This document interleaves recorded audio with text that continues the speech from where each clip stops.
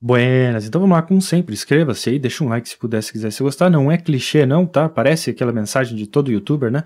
Mas é de fato a única forma que a gente tem aí de gerar engajamento, né? No YouTube e na esperança aí de que o algoritmo responda.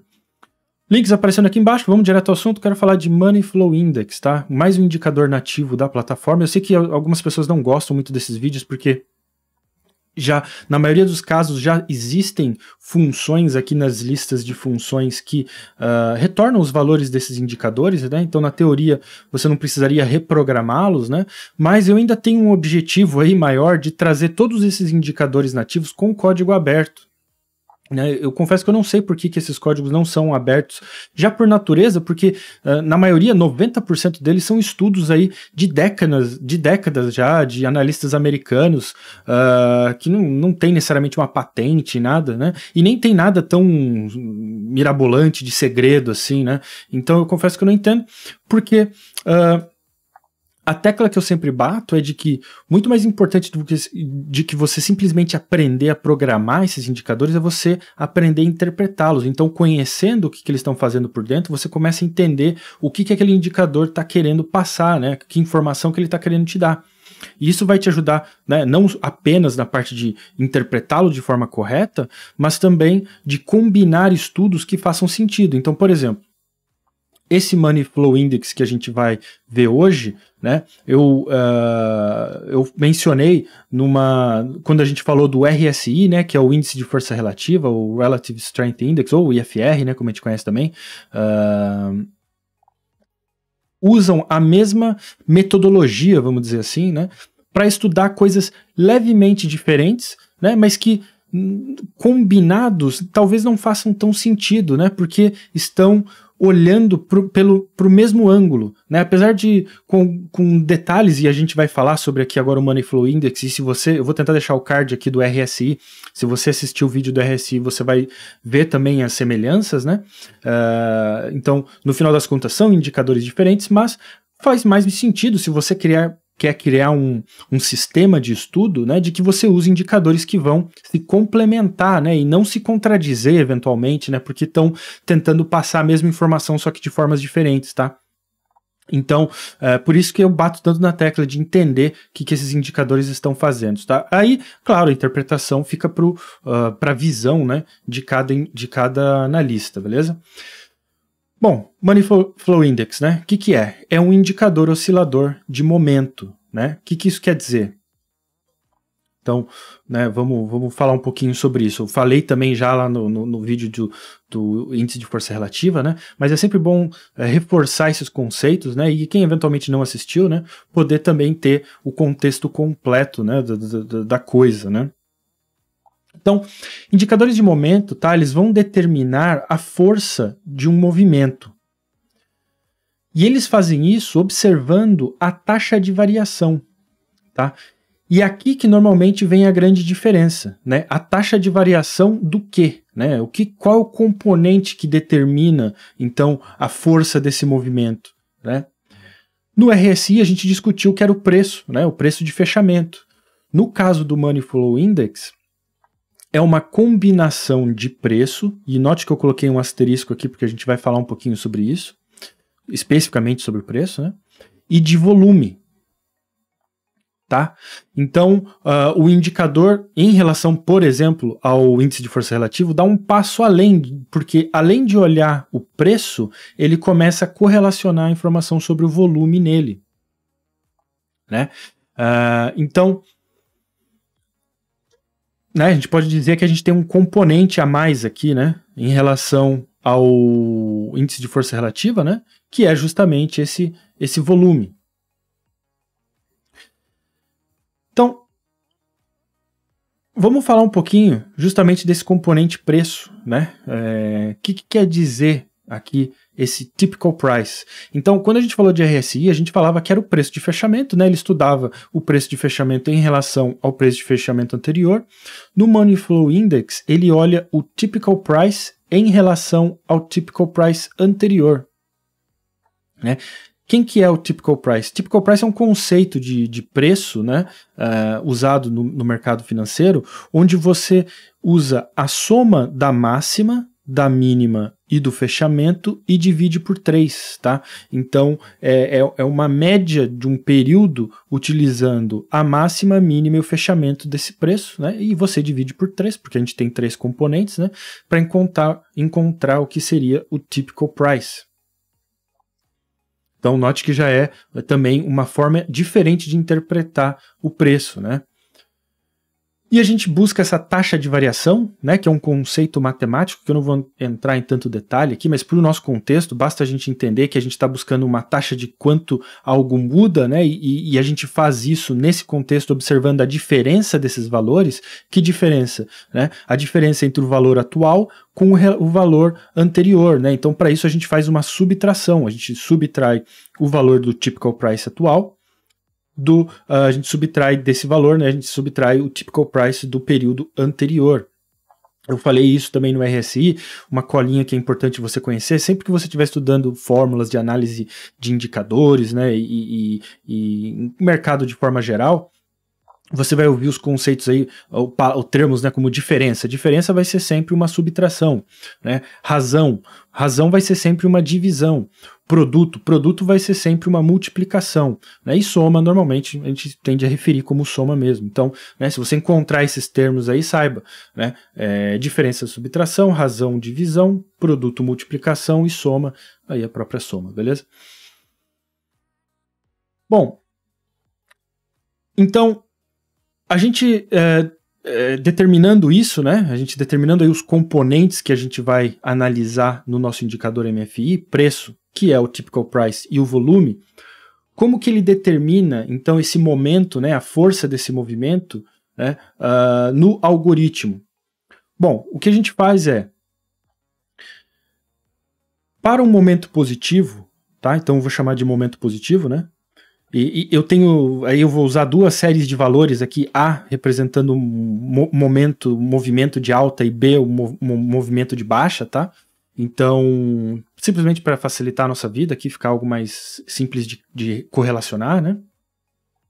Quando a gente tem um momento positivo, a gente observa se essa diferença que a gente está analisando aqui, né, do typical price, for maior ou igual a zero, a gente vai armazenar nessa nossa série de valores aí A, de alta, o produto do typical price e do volume. Né? Typical price daquele período vezes o volume também daquele período. Note que no RSI a gente fazia algo levemente diferente, né? Quando a gente fazia esse teste para determinar se a diferença era maior que zero, a gente armazenava na nossa variável A o próprio valor dessa diferença. Não é o que a gente faz aqui no Money Flow Index. No Money Flow Index, a diferença simplesmente determina a direção dessa variação do nosso preço e, sendo uma variação positiva, a gente vai armazenar em A, na verdade, é o produto do typical price, né, pelo volume. Quando isso ocorre, automaticamente, na nossa série de valores de B, a gente já vai armazenar zero, tá? E, inversamente, né, a gente faz a mesma coisa. Né? Quando a gente tem um momento negativo, onde eu pergunto se a diferença é menor que zero, portanto um valor negativo, né? Se isso for verdade, eu vou armazenar esse produto de typical price vezes o volume na minha variável, na minha série B, né? E automaticamente em A, né, eu armazeno zero. Então eu fiz uma colinha aqui só para mostrar, né, porque eu entendo que talvez simplesmente olhando a fórmula não fique tão óbvio, né, mas como que essa diferença aqui, né, essa subtração nos determina, nos mostra que o typical price aqui eventualmente está subindo ou descendo, né? Pela própria fórmula, né, você percebe que se a gente tem aqui o typical price atual menos o typical price anterior, né? Por exemplo, num momento positivo, onde, por exemplo, o meu preço, né, meu typical price está em 10 e o typical price do período anterior está em 9, quando eu subtraio 10 de 9, eu tenho o valor 1, só que o valor positivo. Né? Quando eu faço o mesmo cálculo, né, typical price menos o typical price anterior, porém, quando os valores estão invertidos, portanto, né, o valor atual está abaixo do valor anterior, então eu tenho que subtrair 9 menos 10, né? O resultado dessa subtração, né, é um valor negativo, menos 1. Né? Então perceba que, para fins de estudo do movimento, ambas têm a mesma força, vamos dizer assim, né? A mesma grandeza, ambos são movimentos de 1, né? Vamos dizer, de uma força. Né? O que o sinal nos diz é a direção desse movimento. Né? Então, quando é positivo, eu interpreto isso como um momento positivo, quando é negativo, eu interpreto isso como um momento negativo. E é a partir daí que eu posso, então, fazer, né, aplicar essa minha lógica aqui, né, que a gente acabou de estudar, essa nossa interpretação dentro do nosso algoritmo. Se você observar, se a gente agora correlacionar isso com o nosso código, né, o que a gente está fazendo é exatamente isso nesse bloco de testes condicionais. Tá? Só rapidamente para não ficar faltando nada, né, não ficar com um buraco aí no vídeo. Só para mostrar, né, que a gente tem aqui um parâmetro período, né, para determinar a periodicidade desse indicador, as nossas variáveis que a gente vai armazenar todos os valores que a gente for calcular do tipo real, portanto valores decimais, né. A primeira coisa que a gente faz é justamente calcular esse diferencial, né, essa diferença aqui que a gente acabou de conversar, que é typical price menos o typical price anterior.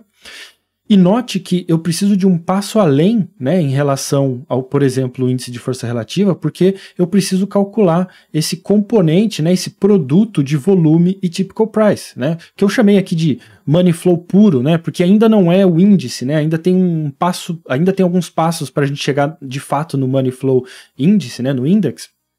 Então, só para a gente diferenciar, eu chamei de money flow puro, né, que seria esse produto simples aqui, né, de multiplicar o nosso typical price pelo volume. E aí, agora sim, entrando aqui no nosso algoritmo, no nosso teste condicional, quando o primeiro cenário ocorre ali, né, que é a diferença maior ou igual a 0, note que em voo A, né, que é aquela nossa série A, né, eu só chamei de voo A aqui para ficar mais óbvio, eu vou armazenar justamente esse componente aqui, né, que refere-se ao produto aí do volume typical price, e em voo B eu armazeno simplesmente 0. Né? E inversamente, quando a diferença é negativa, portanto menor que 0, eu faço justamente o inverso. Em voo B eu armazeno esse MF puro, né, o nosso produto, e em voo A eu armazeno 0. Tá? E a partir daqui, é muito parecido com o que a gente faz no índice de força relativa. Né? Primeiro a gente encontra uma razão entre essas duas grandezas, essas duas séries, né? Onde eu aplico uma média aritmética simples, né, do período que a gente determinar. Então, por padrão, a gente usa 14, tá? Mas você pode customizar, e é justamente esse período que vai customizar esse parâmetro, né? Da nossa série A, que são os movimentos, os momentos de alta, e da nossa série B, né, os nossos movimentos de baixa, que é o que a gente faz exatamente aqui, ó. Né, o meu MF razão, que eu chamei agora aqui, né, é simplesmente a média do período determinado pelo parâmetro período, do voo A, divididos pela média do período determinado aqui no parâmetro, pelo nossa série de voo B. Né. Encontrando essa razão, né, que a gente encontrou aqui, eu posso adicionar o componente de índice, né, que é um cálculo matemático, tá, que não vou entrar em tanto detalhe, mas que traz essa informação para uma limitação, uma variação limite. Então você percebe aqui, ó, que essa fórmula nada mais é do que essa representação aqui, né, do nosso Money Flow Index, agora sim o resultado final, né, 100 vezes o valor da nossa razão dividido por 1 mais o valor da nossa razão.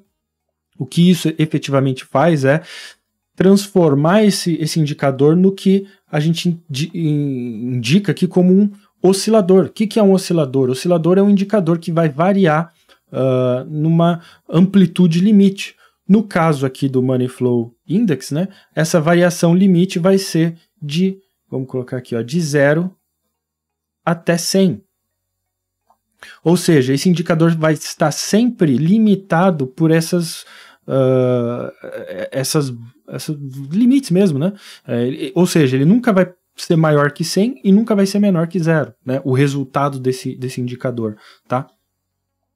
Então, para a gente terminar essa parte mais conceitual, né, e a gente ver esse resultado na prática, né, a gente pode só estabelecer aqui, né, que momentos com mudanças positivas, né, mais fortes, significa que este valor MFI, né, esse índice, tem valores mais altos, ele está subindo. Né? Da mesma forma, momentos com mudanças negativas mais fortes, né, tem o MFI, o valor desse MFI, caindo, beleza? Então, só para a gente observar aqui, vamos dar uma escondida, vamos observar aqui, ó, os dois indicadores, o Money Flow Index nativo da plataforma, aqui em cima, e aqui embaixo o nosso Money Flow Index, né? Então você percebe que eles são exatamente iguais, né? Só para fazer uma observação, eu ploto aqui embaixo, né, 0 e 100, para gerar essas limitações aqui no meu gráfico, tá? Justamente para eu conseguir plotar a amplitude total. Por quê? Porque se eu não faço essas plotagens, então eu vou tirar aqui para você ver rapidamente o que acontece, automaticamente o Profit ajusta a janela para os maiores e os menores valores do indicador. Então você vê, ó, ele ajusta a janela como esse, como o maior valor, e aqui como o menor valor. E aí eu perco a visão geral do indicador, né? Que a ideia é que eu consiga observar essas regiões, né? De 100 até 0, porque ele é um oscilador que, como a gente conversou, vai variar dentro desse limite. Então eu, por preferência, gosto de forçar esses valores 0, 100, porque o que causa é que toda vez que eventualmente eu alterar ou fizer alguma mudança aqui no meu gráfico, se eu, por exemplo, der 2 cliques, eu vou dar 2 cliques agora, você vai ver, ele automaticamente ajusta por meus valores, meus maiores valores sendo plotados, 100 e 0, né? Porque eu forcei eles aqui.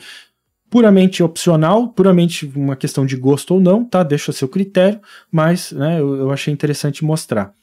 E para a gente terminar, vamos falar um pouquinho então sobre a interpretação, né, desse indicador. Não é muito diferente do índice de força relativa, tá? Usa sim os fatos de estudar regiões de sobrecompra e sobrevenda, então portanto, né, quando ele determina que esse momento, né, e o preço estão subindo rápido para níveis altos, elevados, né? Por exemplo, como uma região de 80 a 100, né? Alguns analistas usam 70 a 100, enfim, também fica a seu critério, né? Isso é considerado que, eventualmente, o ativo vai passar a ficar sobrecomprado, né? Então, tá muito caro. Então, eventualmente, é de se esperar que haja uma reversão, uma correção desse preço. Né?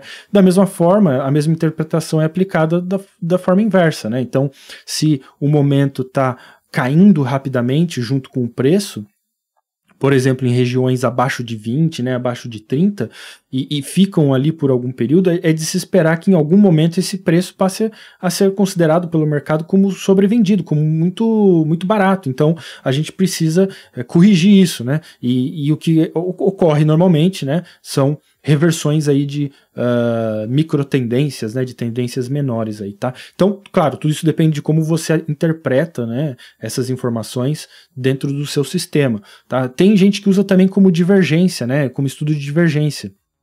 E aí você pode fazer observar os topos, né, do indicador e comparar, por exemplo, com o preço, né, para ver se eles estão na mesma direção, né? Normalmente, divergência desses tipos de indicadores, né, tendem a mostrar novamente uma possível reversão, né, um possível sentimento do mercado que não está sendo refletida no preço atual. Então, pode ser uma forma de antecipar uma movimentação de preço, beleza? Então, né, só queria deixar aí claro aí que isso aí, claro, depende muito da sua forma de estudar o mercado, né? Mas é como o indicador foi desenvolvido, né? Como que ele foi interpretado pelo seu autor, beleza? Então é isso aí, espero que tenha ajudado. Em breve tem outros indicadores que são construídos por volta desse Money Flow Index, né, que a gente vai ver aí também na sequência, beleza? Então é isso aí, até o próximo vídeo.